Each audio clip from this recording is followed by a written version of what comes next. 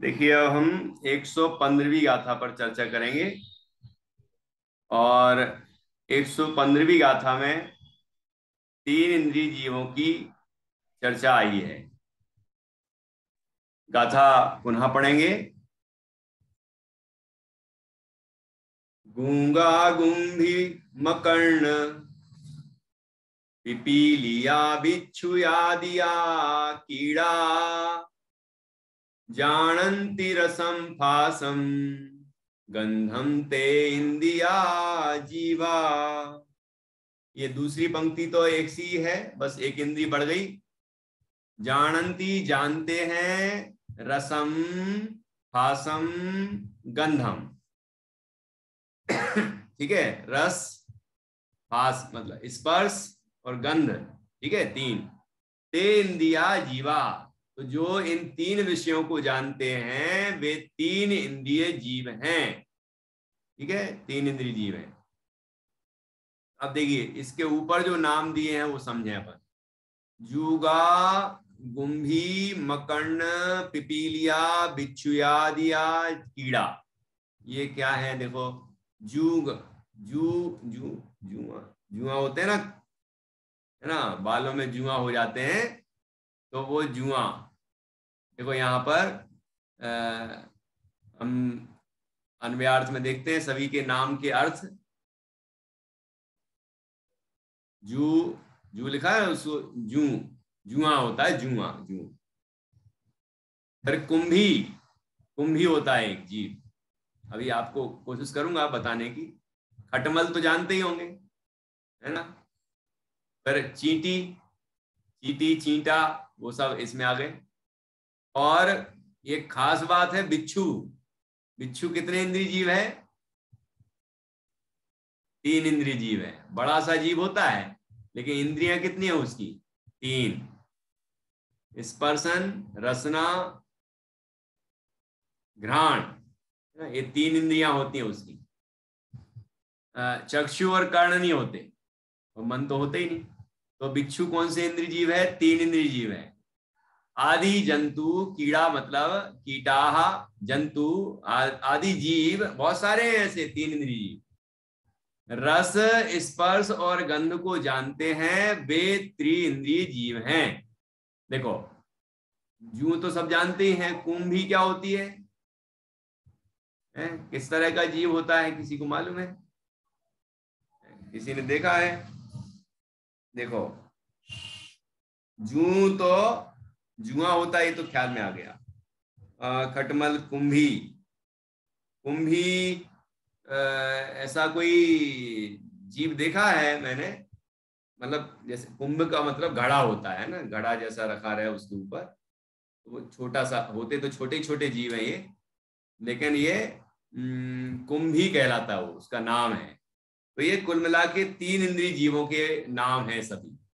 ये सब तीन इंद्रिय जीव होते हैं, और इनके स्पर्शन, रसना और घ्राण, ये तीन इंद्रियां होती हैं। ठीक है।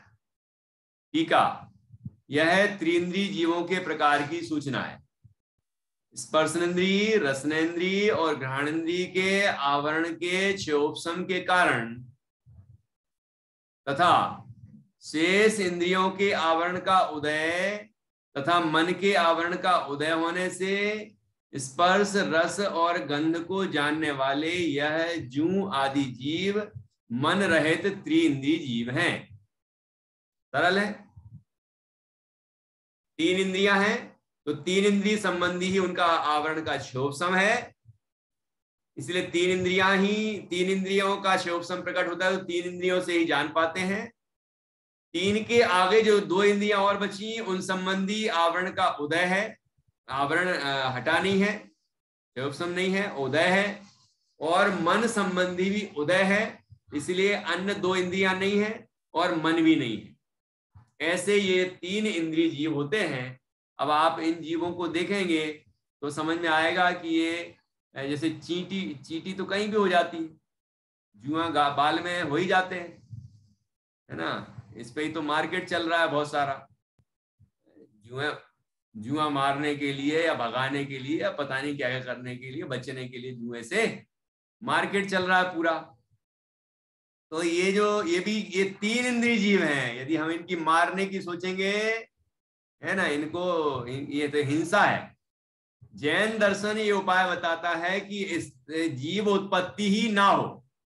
देखो, हम साफ सफाई से रहें, है तो जीव पैदा ही नहीं होंगे। जीव पैदा ना हो, जीवों की उत्पत्ति ना हो, ये प्रयत्न जैनियों के लिए करना चाहिए। जीव हो जाए और फिर मारो, ये विधि हमारी नहीं है, इसलिए हमारे यहां मारने का उपदेश नहीं है।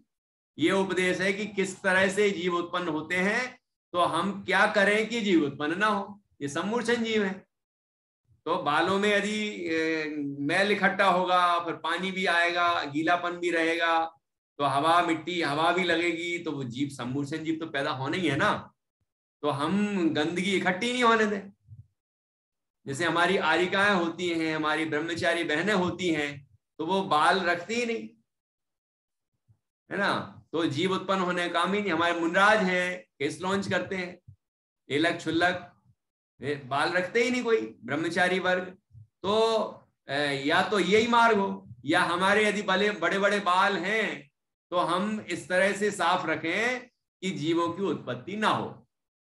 उत्पत्ति ना हो इस तरह का उपाय करें, यही हमारा गृहस्थों के लिए अहिंसात्मक उपाय है। मतलब जैसे घर में पहले तो मच्छर हो ही नहीं, और हो जाए तो क्या करें, मच्छरदानी लगाएं। ये नहीं उपाय करें कि ऑल आउट जलाएं या कोई मच्छर मार दवाई छिड़कें, ये उपाय हमारे यहाँ नहीं है, ठीक है ना। तो कहने का मतलब पहले तो हिंसा ना हो, यही प्रयत्न हो, और फिर यदि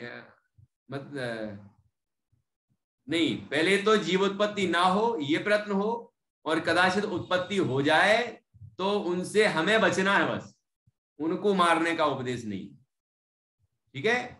हमें बचना है, अपने आप को बचाना है। गृहस्थों के लिए यही उपदेश है, लेकिन मारने का उपदेश नहीं है। इसलिए हम खुद साफ सफाई से रहें, जिससे कि जीवोत्पत्ति ना हो और हम उस हिंसा के भागीदार ना बने। और यदि हम हिंसा करेंगे तो क्या होगा, ये पिछली गाथा में अभी पढ़ ही लिया, जयसेनाचार्य क्या कहते हैं कि हमें उस तरह के ही कर्म उपार्जित होंगे और हम उस तरह के ही इंद्रिय वाले जीव बन जाएंगे। जैसे कोई आलू प्याज लहसुन गाजर जमीकंद और ये सब भक्षण करता है ना, आसक्त है उसमें, कहते हैं हमारा उसके बिना तो काम ही नहीं चलता। तो इतनी जो आसक्ति है उन चीजों में, तो क्या होगा उसका परिणाम? उसका परिणाम ये होगा कि उसमें ही जाके पैदा हो जाएगा। ऐसा पुराण में एक कथन है, मुनिराज का कथन। हम तो श्रावक हैं, तो हमारे लिए तो ये पहले नंबर लागू होगा। मुनिराज जैसे जीव महान तपस्वी यदि इस तरह के भाव करके इस तरह की अवस्था को प्राप्त हो सकते हैं, तो हमारा क्या होगा? तो एक मुनिराज थे, आहार के लिए जा रहे थे, नगर में जैसे प्रवेश किया और वहां खरबूजे की सुगंध आई। किसकी सुगंध आई? खरबूजा, है ना, खरबूजे की सुगंध आई। तो उनके मन में विचार आया कि आज तो आहार में खरबूजा ही मिले। खरबूजा भक्ष होता है, पपीता नहीं है वो तरबूजा भी नहीं है, वो तरबूज नहीं है, खरबूज होता है, चीमरी भी बोलते हैं हमारे यहाँ। तो खरबूज जो होता है भक्ष होता है। तो उनके मन में ये भाव आया, आज तो आहार में खरबूजा ही मिले। बस इस तरह का विचार करते जा रहे थे और ठोकर लगी और नीचे गिरे और प्राणांत हो गए। और इन परिणामों के साथ मृत्यु हुई तो खरबूजे में जाके कीड़ा बन गए। खरबूजे में कीड़े लग जाते कि नहीं? कोई भी फल सब्जियां सब में कीड़े लगते हैं। तो उस खरबूजे में जाके पैदा हो गए कि तथास्तु, अब जाओ खरबूजे में चिपको और उसी को खाते रहो। ये परिणामों का फल है। इसलिए हम ये विचार करें कि हम इस तरह के इन जीवों के पहले तो घात ना करें, है ना, और हम भेद विज्ञान करें जिससे कि ऐसे भाव ही ना हो हमारे, और ऐसे भाव ही नहीं होंगे तो हमारे अंदर ऐसे कर्म उपार्जित नहीं होंगे, कर्म उपार्जित नहीं होंगे तो उदय नहीं आएगा, उदय नहीं आएगा तो हम ये तीन इंद्रिय जीव नहीं बनेंगे। तो ये बात जयसेन आचार्य ने बहुत जोरदार कही, जो सभी इन आगे आगे की 2-3 गाथाओं में लगाना है हमें सबको। ठीक है, इस तरह से ये 3 इंद्रिय संबंधी सूचना हुई। गाथा पुनः पढ़ के फिर एक गाथा और पढ़ना है 4 इंद्रिय वाली। अब सब सरल हैं, ठीक है। जूगा जूगा गुंभिम कर्ण पिपीलिया बिच्छुयादिया कीड़ा जानन्ति रसम फासम गंधम ते इंदिया जीवा। इसमें खास ध्यान रखना है बिच्छू का, ना। बिच्छू तो जानते ही होंगे आप लोग। तो बिच्छू 3 इंद्रिय जीव है। अब आप देखना कि वो बिच्छू किस तरह डंक मारता है, कैसा होता है, उसकी बनावट कैसी है। और वो डंक कोई देख के तो मारता नहीं होगा, उसको स्पर्श हुआ किसी का, पैर पड़ा वहां, और वो ये सब डर के ही डंक मारते हैं। सांप भी डंक मारता है तो हमें मारने के लिए डंक नहीं मारता, आप देख लेना। वो अपने बचाव के लिए डंक मारता है। वो डर जाता है कि अरे ये हमें मार देगा, हमें मारे इसके पहले हम इसको मार दें, मतलब बचाव करता है। मारे नहीं, बचाव करता है। जैसे एक कुत्ता भौंकता है तो दूसरा और जोर से क्यों भौंकता है? वो डर जाता है, और डर के वो और भौंकता है, वो दूसरा वाला और तेज भौंकता है, फिर तीसरा वाला और तेज भौंकता है। ऐसा ये होता है। कौन किसको डरा सकता है? तो डर डर है उनके अंदर, इसलिए वो भौंकते हैं। ऐसे ही इन जीवों के अंदर जो डर है, उसके कारण अपने बचाव के लिए डंक मारते हैं। और हम सोचते हैं वो काटता है हमें, हमें प्राण लेना चाहता होगा। उसके मन में ये भाव नहीं कि हम प्राण लेना चाहते किसी को। उसके मन में तो ये भाव है, मन तो है नहीं उनके, मन तो है ही नहीं, लेकिन इसीलिए तो मन नहीं है उनकी, मतलब मन नहीं है इसलिए तो भाव नहीं है इस तरह की कि मैं ये करूं, ऐसे भाव नहीं है। लेकिन ये स्वाभाविक प्रवृत्ति है कि अपना बचाव करना चाहते हैं, दुख से बचना चाहते हैं। ठीक है ना, ये सभी जीवों का है। इसीलिए हित अहित का विचार नहीं होने पर भी वो ऐसा उपाय करते हैं। ठीक है, बिच्छू के संबंध में बात की। सांप तो पंचेंद्रिय जीव होता है। चलिए, तो अब अपन आगे बढ़ते हैं 4 इंद्रिय जीवों पर। उद्दंस उद्दंस मसय मक्खिय, उद्दंस मसय मक्खिय मधुकरी मधुकरी भवरा, मधुकरी भवरा पयंग मादिया रूपम रसम च गंधम आसम पुण्यते विजानन्ति। रूपम रूप, रसम रस, क्या मतलब, और गंधम गंध, पासम स्पर्श, तो स्पर्श रस गंध और वर्ण, रूप मतलब वर्ण, ये 4। ते जानन्ति, वे जानते हैं, या जो जानते हैं वे 4 इंद्रिय जीव हैं। ठीक, अब उन 4 इंद्रिय जीवों के यहां उदाहरण गिनाए हैं। उद्दंस मसय मक्खीय, मक्खीय कुछ तो ख्याल आ रहा होगा, मक्खीय मक्खी, मक्खीय मधुकरी, मधुकरी भवरा, है ना, भवरा पयंग, पयंग पतंग, पतंग पयंग मादिया, है ना। देखो इसका अन्वयार देखते हैं। पुनः फिर पुनश्य दास, दास होता है एक मच्छर होता है।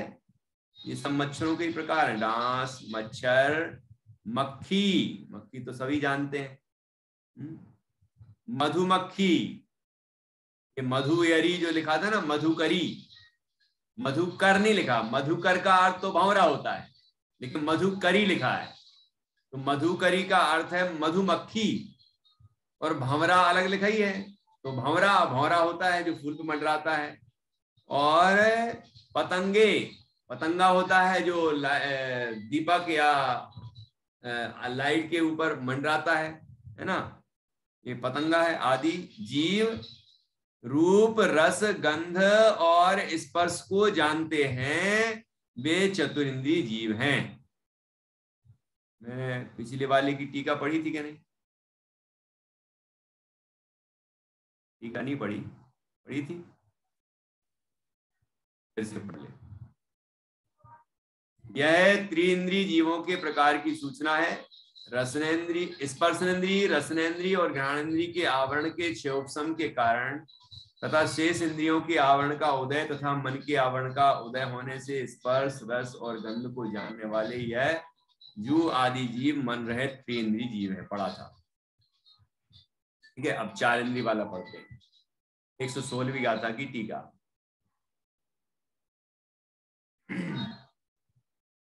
यह चतुरिंद्रिय जीवों के प्रकार की सूचना है। स्पर्शेंद्रिय, रसनेन्द्रिय, घ्राणेन्द्रिय और चक्षुइंद्रिय के आवरण के क्षयोपशम के कारण तथा श्रोतेंद्रिय के आवरण का उदय तथा मन के आवरण का उदय होने से स्पर्श रस गंध और वर्ण को जानने वाले यह डांस आदि जीव मन रहित चतुरिंद्रिय जीव हैं। देखो, एक एक इंद्री बढ़ती जा रही है, तो जो इंद्री नहीं है उस संबंधी उदय है, अर्थात उस संबंधी क्षयोपशम नहीं है, और मन भी नहीं है तो मन संबंधी भी उदय है, आवरण का क्षयोपशम नहीं है, ठीक है ना। और जितनी इंद्रियां हैं उतने संबंधी आवरण का क्षयोपशम है, और उतनी ही इंद्रियों के द्वारा वो उतने विषय का भोग कर पाते हैं, ठीक है ना। इस तरह से ये चतुरिंद्रिय जीव की चर्चा हुई। अब आएंगे पंचेंद्रिय जीव, तो इसकी चर्चा अपन कल कर लेंगे, अब, है ना। सब सरल है, कठिन नहीं है। अब इस संबंध में जहां हमने आज चर्चा की, 2 इंद्रिय जीव, 3 इंद्रिय जीव, 4 इंद्रिय जीव, इतनी चर्चा की है, ठीक है। इनको तीनों को विकलत्रय भी कहते हैं। क्या नया नाम, क्या विशेष नाम है? नया नहीं है, आगम का नाम है विकलत्रय। त्रय है ना, 3, विकल है ये, विकलत्रय। ना ये एक ही इंद्रिय है ना 5 इंद्रिय हैं, ये बीच के वाले हैं, तो इनको विकल कहते हैं, विकलत्रय। 2 इंद्रिय, 3 इंद्रिय, 4 इंद्रिय, इन जीवों को विकलत्रय कहते हैं। और जो इंद्रियां हैं इनके उस संबंधी क्षयोपशम है, ज्ञानावरण कर्म का क्षयोपशम है, वीर्यांतराय का भी क्षयोपशम है, इसलिए उतनी इंद्रियों के माध्यम से उतने विषयों को ये ग्रहण करते हैं। और जितनी इंद्रियां जिनके नहीं है उतनी संबंधी इनके उदय हैं, क्षयोपशम नहीं है तो उतने विषयों को ये ग्रहण नहीं कर सकते, ठीक है। और मन तो इन सबके है ही नहीं अभी जितने बताए। और ये अवस्थाएं जीव क्यों धारण करता है? तो सामान्य बात है कि जीव ने अनादिकाल से अपने देह से भिन्न शुद्ध चैतन्य आत्मा को नहीं जाना, उसके आनंद का रसास्वादन नहीं किया, इसलिए विषयों का आनंद लिया, पंचेंद्रिय के विषयों में मग्न रहा, और इससे जो कर्म उपार्जित किए उसके कारण से ऐसी ऐसी दशाएं इस जीव को हुई हैं। ये सामान्य बात है। तो निष्कर्ष की बात यही है कि हम सब जो संगी पंचेंद्रिय हैं, जो ये बात समझ रहे हैं, ऐसी दशाओं को अनंतों बार धारण कर चुके हैं, और यदि हमने भेद ज्ञान नहीं किया तो आगे भी धारण करनी पड़ेगी, और ऐसे दुख भोगने पड़ेंगे। यहाँ कर्म फल चेतना की ही मुख्यता है, फल भोगते हैं वो, इसलिए यदि हमें ऐसे फल नहीं भोगना हो तो हमें भेद ज्ञान ही करना चाहिए। जो देह मिला है, जैसा भी देह मिला है, वो मैं नहीं हूं, वो पुद्गल है, और मैं ज्ञान और आनंद स्वरूप शुद्ध चैतन्य वस्तु हूं। ऐसा अपने शुद्ध चैतन्य आत्मा का हम सभी अनुभव करें, अनुभव करेंगे तो ऐसी दुर्दशाएं हमारी नहीं होंगी, संसार अवस्थाएं नहीं होंगी, और हम परम आनंद को प्राप्त कर लेंगे और मोक्ष की प्राप्ति करेंगे, अशरीरी अवस्था को प्राप्त करेंगे। ऐसी ही यहाँ पर प्रेरणा है, यही यहाँ का प्रयोजन है, यही मेरी मंगल भावना है। अब किसी को कोई प्रश्न हो इस संबंध में तो पूछें, तो जिनवाणी स्तुति करें।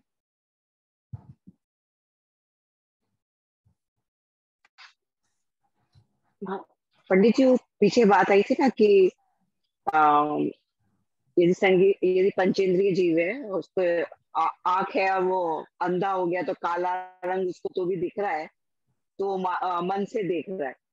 तो यदि असंगी पंचेंद्रिय है या चतुरेंद्रिय जीव है, उसकी आंख हो गई गड़बड़, तब वो फिर उसके तो बन नहीं है। तो वर्ण तो उसको दिखना चाहिए, उसका क्षेत्रफल तो कम होगा, काला तो आई थिंक उसको दिखना चाहिए। आप क्या कहते हैं? नहीं तो यदि मान लो जैसे चार इंद्रिय जीव है, चक्षु इंद्री है उसकी, और हाँ इंद्री फूट गई, मान लो विकृत हो गई, तो उसको बाहर में जो वर्ण है वो दिखाई नहीं देगा, हाँ। है ना। तो जैसे जैसे हमें अंधेरा अंधेरा दिखता है, हाँ। काला काला दिखेगा, जो हम्म। वर्ण है काला काला भी वो वर्ण ही है। तो वैसा उन लोग को भी तो कुछ दिखता ही हो, वैसे ही दिखता होगा ना कि क्या है।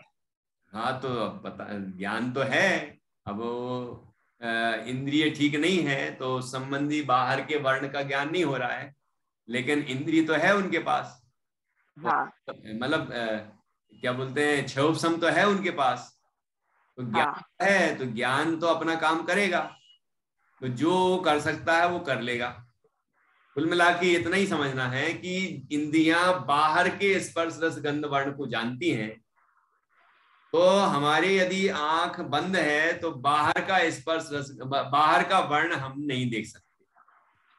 अब ऐसा मत समझना कि आंख बंद है तो अंदर का वर्ण देखती होगी, कि नहीं, उसका काम फिर- बाहर का ही देखना है।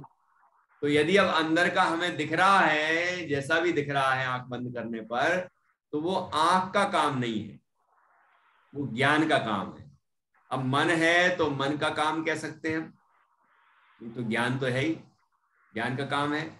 और चार इंद्रिय जीव की आंख खराब होती होगी और वो क्या देखता होगा ये तो भगवान ही जानते हैं। ऐसा उल्लेख तो मैंने नहीं पढ़ा, इसलिए अपन वो चर्चा नहीं कर सकते कि उसको यदि ऐसा हो रहा होगा तो क्या होता होगा, किसका, मतलब अपने ज्ञान से जानता है, जो भी जानता है अपने ज्ञान से जानता है। बाहर के विषयों के लिए इंद्रियां निमित्त हैं, अंदर के मतलब ज्ञान की कोई ऐसी पराधीनता नहीं कि ज्ञान जान नहीं सकता इंद्रियों के बिना। जैसे हम लोग हैं, आंख बंद कर लें तो भी हम अपने ज्ञान स्वरूप आत्मा का अनुभव कर सकते हैं, क्योंकि आत्मा जो है वो अतीन्द्रिय है, और ज्ञान ज्ञान हमारा है। अतीन्द्रिय ज्ञान से हम आत्मा को जान लेते हैं, आत्मा कोई रूपी तो नहीं है ना।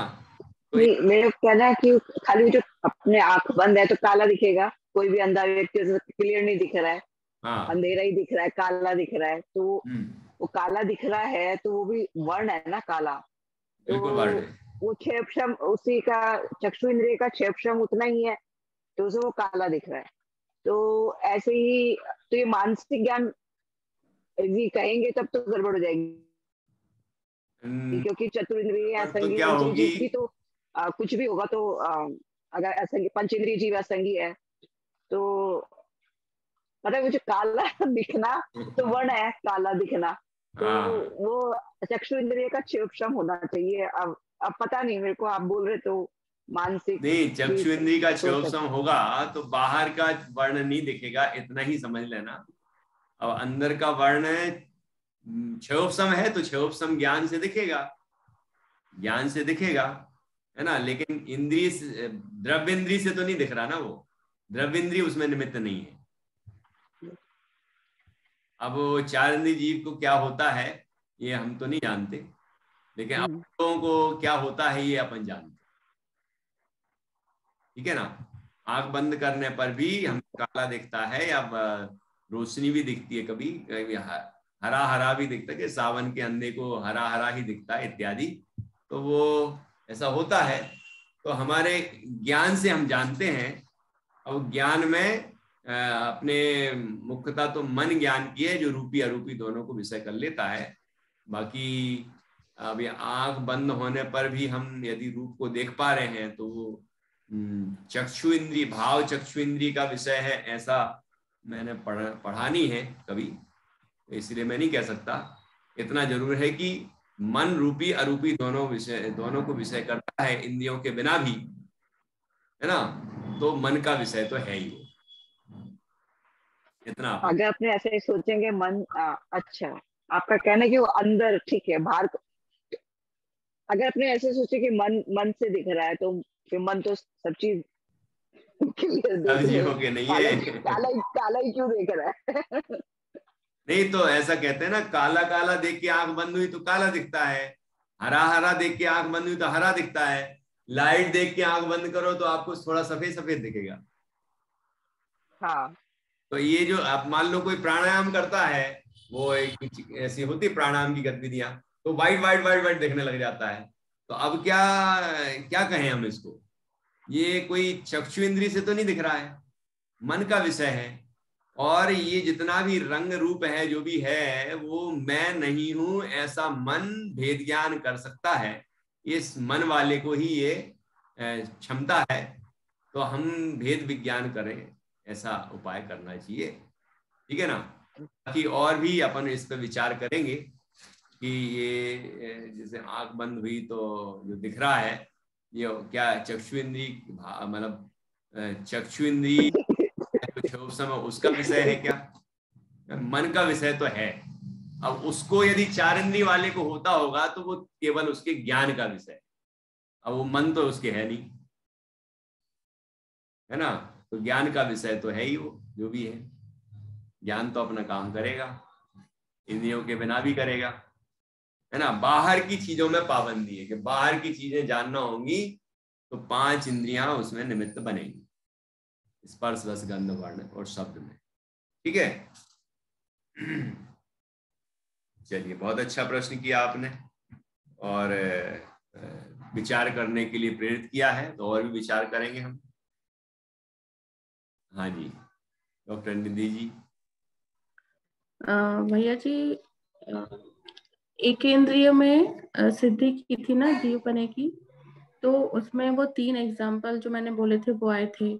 तो वो जैसे मुर्गी का अगर सॉरी अंडे का जैसे अगर अपन एग्जाम्पल लेते हैं कि अंडे में जीव है, वो कैसे पता चला कि उसमें से थोड़े दिन बाद जब बेबी निकला।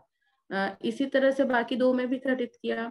तो एकेंद्रीय जीव जो स्थावर जीव है, उनमें से तो कुछ निकल नहीं रहा है ना जो हमारे आंखों का विषय बन रहा हो, तो हम कैसे सिद्ध किया है कि फिर वो एकेंद्रीय जीव है ही?